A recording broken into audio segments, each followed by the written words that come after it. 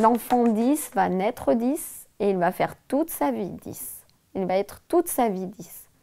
Par contre, il peut devenir boulanger ou chirurgien, on ne sait pas comment, parce qu'il aura appris à compenser.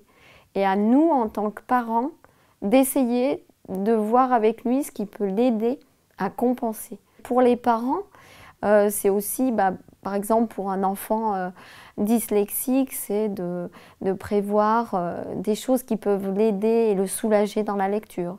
C'est déjà continuer de lui lire, même s'il est au-delà du CP, pour gérer justement sa fatigabilité.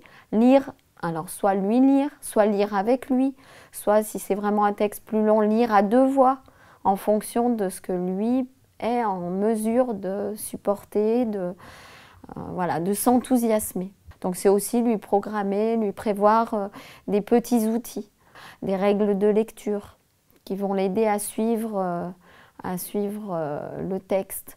Une segmentation par exemple avec des couleurs pour avoir des syllabes colorées pour bien distinguer les syllabes dans le mot. Si le matin vous prenez le temps de l'habiller, ça va parfois lui éviter une fatigue dans sa journée. Prévoir des caisses avec des photos dans lesquelles l'enfant peut ranger ses Playmobil, ses voitures, ça va vraiment l'aider. Le conseil ultime, ça serait d'être dans le contournement au maximum de toutes les situations qui pourraient mettre son enfant en échec.